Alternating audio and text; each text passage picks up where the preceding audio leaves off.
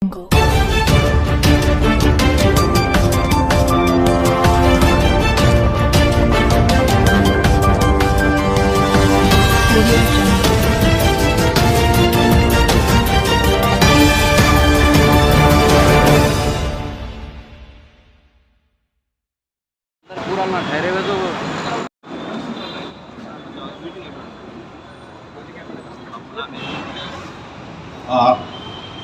గత 30 తారీఖు వచ్చేటువంటి ఎలక్షన్స్ సంబంధించి ఎలక్షన్ కమిషన్ ఆదేశాల మేరకు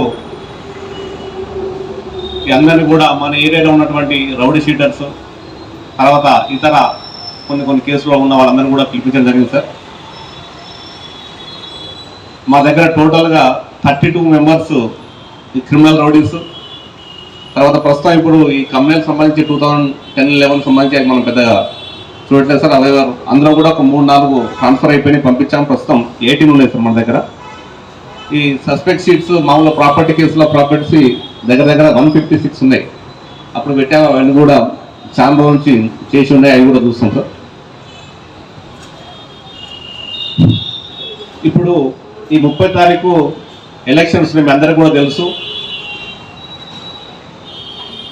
మన భారతదేశం అతిపెద్ద ప్రజాస్వామ్య దేశం. ఇక్కడ ఎవరైనా మనం ఓటేస్తేనే, మనం డిసైడ్ చేస్తే అక్కడ పార్లమెంట్లో కూర్చోవలసిన పరిస్థితి. రాజకీయం కాదు మనది. అందుకోసం ఓటు హక్కుకు చాలా ప్రాముఖ్యత ఉన్నది. కాబట్టి ఈ ఓటు హక్కును సద్వినియోగపరచుకోవాలి అందరూ కూడా.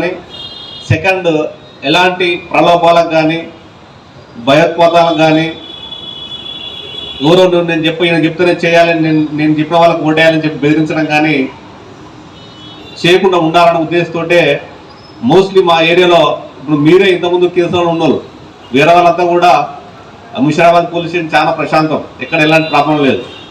మీ యొక్క దగ్గర 20 మందితోటే చిన్న ఇష్యూస్తో మీరు ఏదో కేసులు నింపుకొని మేమందరి మీద సీట్ ఓపెన్ చేసుకోవడానికి తెచ్చుకున్నారు, మీరే తెచ్చుకున్నారు. కాబట్టి ఎలక్షన్ ప్రాసెస్లో ఏంటంటే ఒక రౌడీ షీటర్ బెదిరిస్తే ఖాళీలో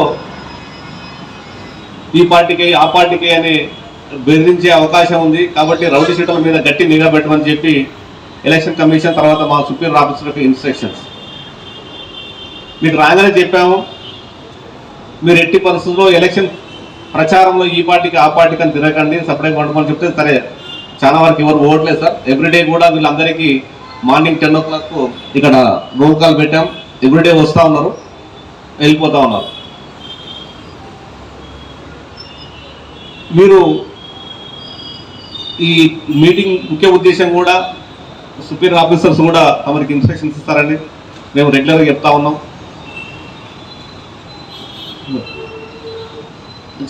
సుపీరియర్ ఆఫీసర్ ఇన్స్ట్రక్షన్స్ ఇస్తే బాగుంటుందని చెప్పి ఈరోజు ఏసీపీ సార్ని పిలిపించడం జరిగింది.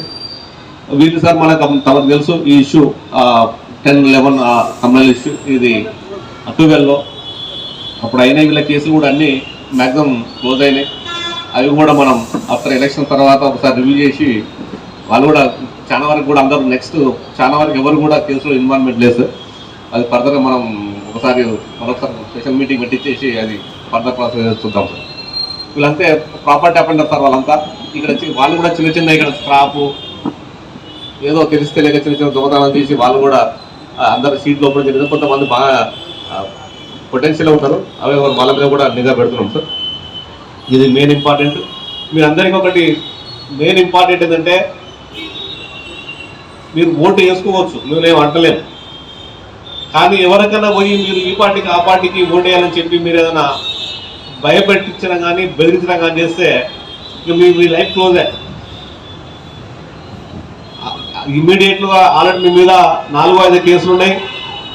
యాక్చువల్గా 3 కేసులు అబ్బా ఉంటేనే మేము సీట్ ఓపెన్ చేస్తున్నాం. ఇంకో కేసు మీద అయిందనుకో ఇక మీరు జీవితంలో మీరు బయటకు వెళ్ళరు. ఇక ఈవెన్ మీకు పోయాడు పీడీ యాక్ట్ పోయాడు కూడా వెనకారం ఆ పరిస్థితి ఉంది ప్రస్తుతం సిచ్యువేషన్.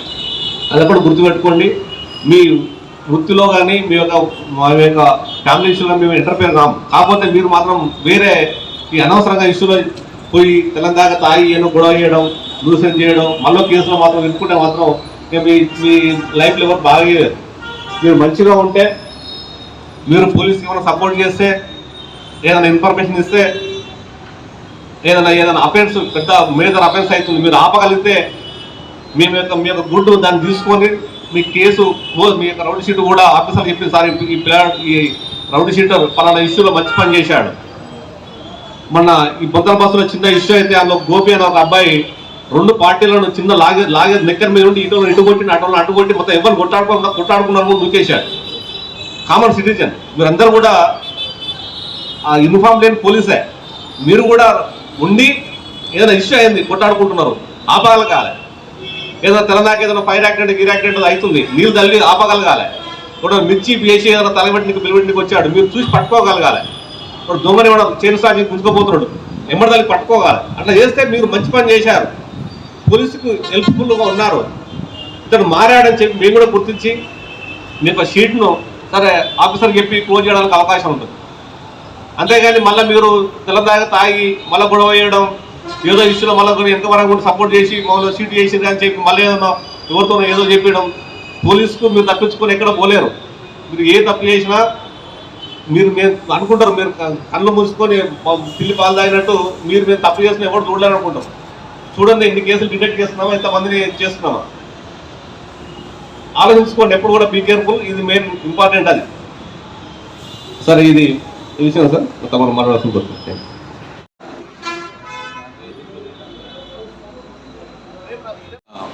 సంబంధించి వాళ్ళు ఏదో సస్పెక్ట్ షీట్ సార్ మన దగ్గర లోకల్ ఉన్న వాళ్ళకి కూడా కొంతమంది అవైలబుల్ ఉన్నారు.